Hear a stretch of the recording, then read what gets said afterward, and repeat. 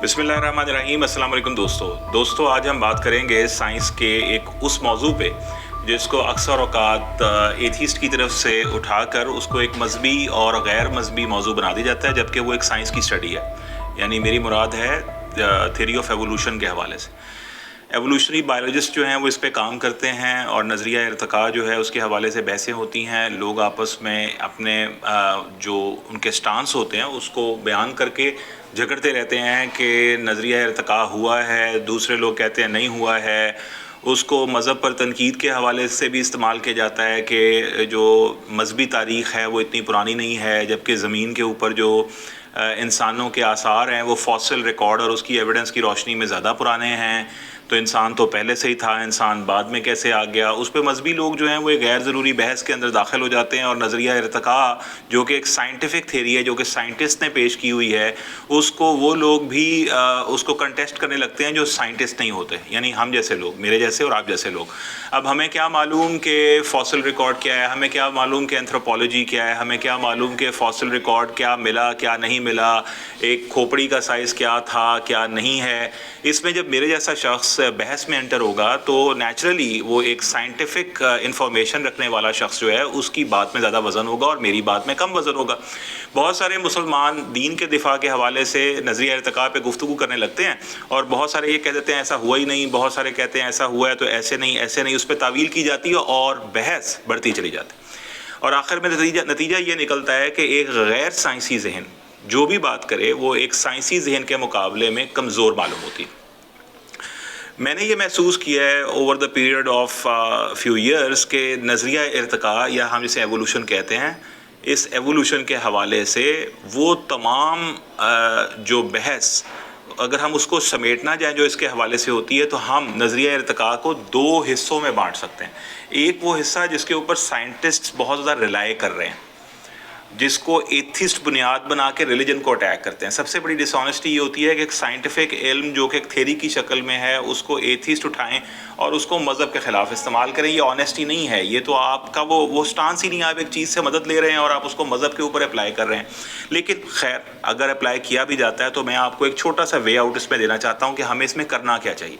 पहली चीज़ ये है कि वो सारा रिकॉर्ड जो फॉसिल रिकॉर्ड है, जो पास्ट में है कि फॉसिल्स क्या थे, कब मिले, खोपड़ी का साइज़ क्या था, कब से इंसान ने ट्रैवल करना शुरू किया, इंसान कब से इस कायनात पे मौजूद है, मान जाइए और ये कह दीजिए कि भाई हमें नहीं मालूम। आप हमसे ज़्यादा बेहतर जानते हैं। जो आप कह रहे हैं हमने ये बात मान ली, जैसे आप कह रहे हैं वैसे मान ली। हमारी इसमें आपसे बहस ही नहीं कि फॉसिल रिकॉर्ड क्या है और फॉसिल रिकॉर्ड कब मिला और जो इंसान है वो कब से ज़मीन पे मौजूद है। ये बहस इस वक्त थोड़ी देर के लिए इसे तवक्कुफ़ दीजिए। अभी हम मान लेते हैं कि आप ठीक कह रहे हैं और हम नहीं ठीक कह रहे। जो बात असल में करने की है ना वो पास्ट नहीं है। एविडेंस वो होता है जो पास्ट में अगर हो तो उसके ट्रेसेस प्रेजेंट में मौजूद हों, उसको कहते हैं कंक्रीट एविडेंस, उसे कहते हैं मजबूत एविडेंस। अगर एक रिकॉर्ड से आप एक चीज़ ले रहे हैं तो आप उनसे कुछ सवालात प्रेजेंट के हवाले से पूछना शुरू कीजिए। आप उन्हें कहिए कि मैंने अभी आपकी जैसे माजी के हवाले से आपका तमाम एविडेंस अभी एक लम्हे के लिए मान ली है, जो आप कह रहे हैं उसको भी चलें ठीक मान लिया, अब आप मेरी कुछ सवालों के जवाब दीजिए। आप उनसे बड़े चंद सादे से काउंटर क्वेश्चंस कीजिए। एक पहला सवाल ये कि जो एवोल्यूशनरी बायोलॉजिस्ट हैं या जो बायोलॉजी है उसके बारे में जो थोड़ा बहुत इल्म मैं रखता हूँ वो ये था कि इंसान जो उसकी पहले उंगलियां थीं और अंगूठा नहीं था, और इंसान ने उंगलियों से जब पकड़ना शुरू किया तो आहिस्ता आहिस्ता वो उसको मुख्तलिफ नाम देते हैं। किसी को नेचुरल सिलेक्शन कहते हैं या इस तरह की और बड़ी मुश्किल सी इस्तिलाहात होती हैं। वो कहते हैं पहले इंसान की सिर्फ उंगलियां थी, जब इंसान ने चीज़ों को ग्रिप करना शुरू किया तो आहिस्ता आहिस्ता हाथ में से इवॉल्व हुआ है या आपका थंब, अंगूठा। ओके इसी तरह वो ये कहते हैं कि इंसान पहले जानवरों की तरह झुका हुआ था, चार पाए की तरह, लेकिन फिर आहिस्ता आहिस्ता जब उसने किसी ऊंची चीज़ को हाथ लगाना शुरू किया या कोई फल उतारना शुरू किया या कोई ग़ज़ा हासिल करनी शुरू की तो Aahista Aahista billions of years और मिलियंस ऑफ ईयर्स गुजरने लगे और इंसान आहिस्ता आहिस्ता सीधा खड़ा हो गया। वेरी गुड, ये भी दो बातें ठीक है। इसका मतलब इंसान में जब कोई चीज़ या ख्वाहिश पैदा होती है तो इनके एवोल्यूशन की थ्योरी के हवाले से ऐसा महसूस होता है कि जब इंसान उसके लिए कोशिश करता है तो कोशिश करते हुए उसका अंगूठा भी निकल आता है और वो सीधा खड़ा भी हो जाता है। एक उनसे आप सवाल कीजिए कि आज के ज़माने में हमेशा इंसान के अंदर उड़ने की ख्वाहिश रही। जब उसने परिंदों को देखा तो उसका दिल करता था मैं भी उड़ूँ, लेकिन इंसान को پرندوں کی طرح اڑنے کے لیے جہاز بنانے پڑے، انسان اپنے ہاتھوں کو ایسے ایسے کر کے پر کیوں نہیں نکال پایا؟ تو وہ نیچرلی نہیں نکل پائیں گے. آبویسلی یہ انسان کی ساختی ایسی نہیں تھی، انسان ایوالو نہیں ہوا اس طرح سے کہ وہ اڑ بھی پائے، اس کے پر بھی نکل آئیں. انگوٹھا نکل سکتا ہے لیکن پر نہیں نکل سکتے، پہلی بات. دوسری بات یہ کہ ایوولوشن جو ہے وہ نون ہسٹری جو ہے انسان کی، جو جتنی بھی وہ ہسٹری جس کو وہ جانتا ہے، جو آج علم میں ہے، جو ریکارڈڈ ہسٹری ہے، اس کے اندر انسان کی باڈی یا فزیکل ایوولوشن بالکل سٹاپ ہوا ہوا ہے. نظر ہی نہیں آتا کہ انسان فزیکلی ایوالو ہو رہا ہو، مستقل ایوالو ہو رہا ہو. جتنے بھی ایوولوشنری بایولوجسٹ ہیں وہ بھی اس کے اوپر بڑی عجیب عجیب باتیں کرتے ہیں. ایک صاحب کو میں نے سنا تو وہ یہ بڑے وہ فیمس ہیں، اور وہ یہ کہنے لگے کہ اصل میں اب فزیکل ایوولوشن اس طرح نہیں ہو رہا، اب مائنڈ میں ایوولوشن ہو رہا ہے. دیکھیں کیسی کیسی زبردست قسم کی اب انوینشنز ہو رہی ہیں، ڈسکوریز ہو رہی ہیں پچھلے 200-300 سال میں. دیکھیں انسان کہاں سے کہاں پہنچ گیا، انسان چاند پہ چلا گیا. تو دیکھیں مائنڈ کا ایوولوشن ہو رہا ہے. اگر ہم اس آرگیومنٹ کو لے لیں تو آج کے دور میں یہ آرگیومنٹ تو بڑا عجیب ہے، اس لیے کہ فزیکل ایوولوشن تو تمام انسانیت کا ایز اے ہول ہو رہا تھا.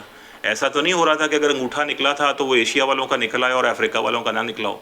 تو بالکل ایکول لیول پہ فزیکل ایوولوشن ہو رہا تھا ان کے بقول. تو اگر مائنڈ ایوولوشن ہے تو وہ بھی ایکول ہونا چاہیے. آج ہم دیکھتے ہیں کہ جو ایلون مسک کا مائنڈ ایوولوشن ہے اس کے مطابق میرا تو نہیں ہوا. میں تو اتنا ذہین نہیں ہوں جتنا مارک زکربرگ ہوگا. تو ہم میں سے بے شمار لوگ پیچھے ہیں، بے شمار لوگ آگے ہیں. تو مائنڈ کا ایوولوشن تو سملیرٹی نہیں رکھتا، وہ تو آئیڈینٹیکل نہیں ہے تمام لوگوں میں، جبکہ فزیکل ایوولوشن جو تھا وہ تو بالکل آئیڈینٹیکل تھا. تو انسان جو خواہش کرتا ہے انگوٹھا نکال سکتا ہے، انسان سیدھا کھڑا ہو سکتا ہے، لیکن انسان جو ہے وہ اڑ نہیں سکتا. نون ہسٹری میں ہیومن ایوولوشن فزیکل لیول پہ نہیں ہو رہا. تیسری جو چیز ہے وہ یہ کہ اگر مائنڈ ایوولوشن ہے تو مائنڈ ایوولوشن اتنا سلیکٹیو کیوں ہے؟ آج کیوں کچھ لوگ جو ہیں بالکل جاہل ہیں، کچھ لوگ ان پڑھ ہیں، کچھ لوگ ذہین ہیں، کچھ لوگ فتین ہیں، کچھ لوگ سائنٹسٹ ہیں، اور کچھ لوگ بالکل بیکار ہیں؟ تو یہ بات سمجھ نہیں آتی. تو میں جو ریکویسٹ کرنا چاہ رہا تھا اس ویڈیو کے تھرو وہ یہ کہ بجائے اس کے کہ جب کبھی آپ سے ایوولوشن کے حوالے سے بات ہو اور آپ فوراً پاسٹ میں چلے جائیں اور ان سائنٹسٹ کا مقابلہ کریں جو کوئی اینتھروپولوجی یا کسی اور طرح کی لینڈ کی سٹڈی یا ہیومن سٹڈی کرتے ہیں، اور ہیومن سٹڈی کر کے فاسل ریکارڈ پڑھتے ہیں، اس کو انالائز کرتے ہیں. ہمیں معلوم ہی نہیں ہے وہ فاسل ریکارڈ کیا ہوتا ہے، ہمیں کیا معلوم فاسل ریکارڈ کو کیسے انالائز کرتے ہیں. بجائے اس کے کہ آپ اس علم کو رد کر دیں، آپ یہ کہہ سکتے ہیں کہ ماضی کی بات ماضی تک، حال میں تم بھی ہو میں بھی ہیں، اس پریزنٹ میں بات کرتے ہیں کہ آج فزیکل ایوولوشن کہاں پر ہے اور کہاں پر سٹینڈ کرتا ہے. اگر آپ حال تک اپنے آپ کو محدود رکھیں گے اور آپ اس کے ماضی کے علم جیسا بھی ہے اس کو مان لیں گے کہ یہ ایک علم کے طور پہ علم ہے، تو اس کی تسکین ہو جائے گی. وہ سمجھے گا کہ ٹھیک ہے اس نے میرے علم کو مان لیا. لیکن میں آپ کو یقین سے کہتا ہوں کہ اگر آپ خود اس کو پریزنٹ میں لائیں تو پریزنٹ میں وہ خود بھی شرمندہ ہوگا اس بات پہ کہ ایوولوشن کی تھیری اس کو ہیلپ کرتی ہوئی پریزنٹ میں نہیں ملے گی. پریزنٹ جو ہے وہ سپورٹ نہیں کرے گا اس تھیری کو. آخری بات کہ اس کائنات کے اوپر یہ فاسل ریکارڈ مل کیوں جاتا ہے؟ فاسل ریکارڈ میں کھوپڑی کسی کی بڑی ہے اور لگتا ایسے ہے کہ یہ اتنے سال پرانی ہے. اس کا ٹائم کیلکولیشن انہوں نے کیسے کیا ہے کہ یہ اتنا ٹائم ہی ہے؟ وہ اس ٹائم کیلکولیشن پہ بھی آپ سوال اٹھا سکتے ہیں. چوتھی بات یہ کہ جو آخری بات یہ کہ یہ جو انسان کے سے پہلے کیا اس کائنات میں کوئی اور مخلوقات جو انسان نہ ہوں مگر انسان جیسی ہوں ایسی رہی ہوئی ہیں؟ بے ہو سکتا ہے رہی ہوں، بے ہو سکتا ہے نہ رہی ہوں، ہم اس کے بارے میں کوئی رائے نہیں دے سکتے. تو it is always good not to go in to the past with these scientists. What is very recommended is to live in the present with those scientists and ask them very relevant questions کہ why this evolution has stopped. One, why the evolution of things which a man wants but does not happen. وہ اڑنا چاہتا تھا لیکن نہیں اڑ پایا، پر انسان کو آج تک نہیں نکلے. اس طرح کی بے شمار انسان کے اندر خواہشیں ہیں، ضرورتیں بھی ہیں جو انسان چاہتا ہے، لیکن ویسا ایوولوشن جو ہے اس کو سپورٹ نہیں کر رہا. جب آپ اس کو پریزنٹ پہ لائیں گے تو میں ان اسٹوڈنٹ سے مخاطب ہوں جو آج کل یونیورسٹیز میں پڑھتے ہیں اور ان سے اس طرح کے عجب عجب سوالات کیے جاتے ہیں اور ان کو ماضی کی کوئی رائے دی جاتی ہے اور وہ بیچارے فاسل ریکارڈ کے بارے میں پڑھنا شروع کر دیتے ہیں. اور چونکہ فاسل ریکارڈ کا سارا ڈیٹا انہوں نے لکھا ہوتا ہے تو ان کو نہ سمجھ آتی ہے اور پھر وہ دین سے متنفر بھی ہوتے ہیں اور دین کے اوپر شک بھی کرنے لگتے ہیں. جاتے جاتے صرف ایک بات، دین کسی انسان کے بتائے ہوئے علم کو نہیں کہتے. دین اللہ کے بتائے ہوئے علم کو کہتے ہیں. یا ہم اللہ کو مانتے ہیں یا ہم اللہ کو نہیں مانتے ہیں. اللہ نے فرمایا تھا اما شاکر و اما کفورا، یا میرا شکر کرو یا کفر کرو، یہ تمہارے پاس ایک اپرچونٹی ابھی اویلیبل ہے.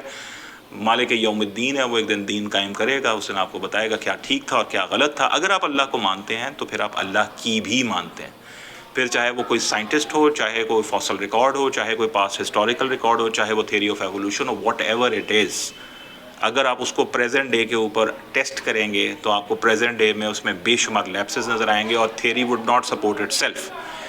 امید کرتا ہوں کہ یہ ویڈیو جو ہے کسی درجے میں آپ کے لیے مددگار ثابت ہوگی۔ اللہ تعالیٰ آپ کے اور میرے علم کو علم نافع بنائے، ہمیں اس علم سے بچائے جو ہمیں نفع پہنچانے کی بجائے نقصان پہنچاتا ہے، اور میری دعا ہے کہ اللہ تعالیٰ آپ کو جدید علم پڑھنے، اس کو ڈسائفر کرنے اور اپنے لیے کوئی سیف راہ دین کے مطابق نکالنے کی توفیق عطا فرمائے۔ اسی طرح کے کسی اور میسج اور کسی ویڈیو کے ساتھ کسی اور وقت پھر حاضر ہوں گے۔